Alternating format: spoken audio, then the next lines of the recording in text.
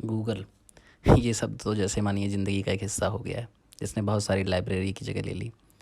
और आज बात करते हैं इरफ़ान खान की, जिनको न्यूरो एंडोक्राइन ट्यूमर हुआ, जिसकी वजह से इनकी डेथ हो गई।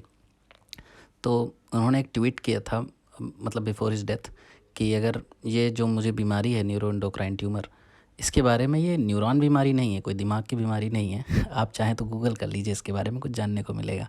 तो इस तरह का एटीट्यूड था इरफ़ान खान का, कि जिन्होंने इतनी ख़राब कंडीशन में भी ये कहा कि गूगल कर लीजिए, शायद आप एक बीमारी के बारे में जानिए। तो बीमारी क्या है? ट्यूमर। ट्यूमर आप कह सकते हैं कि हमारे शरीर के अंदर बहुत सारी ट्रिलियन सेल्स होती हैं, बहुत सारी कोशिकाओं से हमारा शरीर बना होता है। अभी इस समय भी जब मैं आपसे बात कर रहा हूँ तो 100 मिलियन से ऊपर सेल्स इस समय आपके शरीर में डिवाइड हो रही होंगी, बट रही होंगी, टूट रही होंगी, नए सेल में निर्माण हो रहे होंगे। तो 100 मिलियन मतलब 1 मिलियन 10 लाख को कहते हैं। और मतलब आपकी मैं छोटा एक उदाहरण देता हूँ, स्किन सेल की आप बात करें, यानी आपकी त्वचा, तो 40,000 से 50,000 तो सेल, डेड सेल, यानी ये हमेशा आपके शरीर से निकल जाती हैं। 40 से 50,000 मृत कोशिकाएं आपके बाहर स्किन पे ही निकल रही हैं, वो भी हर मिनट। आप नहाते हैं तो सब धुल जाती हैं, चली जाती हैं, बहुत छोटी होती हैं, आंखों से देखना थोड़ा संभव नहीं होता।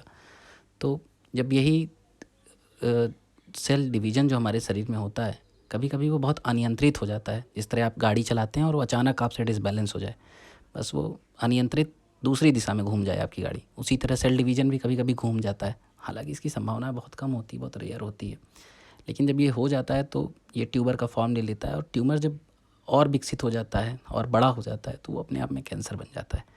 हालांकि इनकी संभावनाएं कम होती हैं, लेकिन जहाँ पे लाखों लोग, करोड़ों लोग रहते हों, वहाँ पे अगर इसकी 1% भी चांस बनते हैं, 0.01% भी चांस बनते हैं, तो बहुत सारे लोगों को हो जाता है और ठीक भी हो जाता है। साइंस बहुत बड़ी लड़ाई लड़ रहा है इसको ठीक करने के लिए। आपको जान के आश्चर्य होगा कि भारत में सिर्फ 6% लोग इससे डेथ में मरते हैं। अगर 100 लोगों को कैंसर है तो 94 लोग बचा लिए जा रहे हैं। WHO के अनुसार तो ये बहुत बड़ा आंकड़ा है। विकसित 200 के लगभग हम समकक्ष आ जाते हैं इस चीज़ में।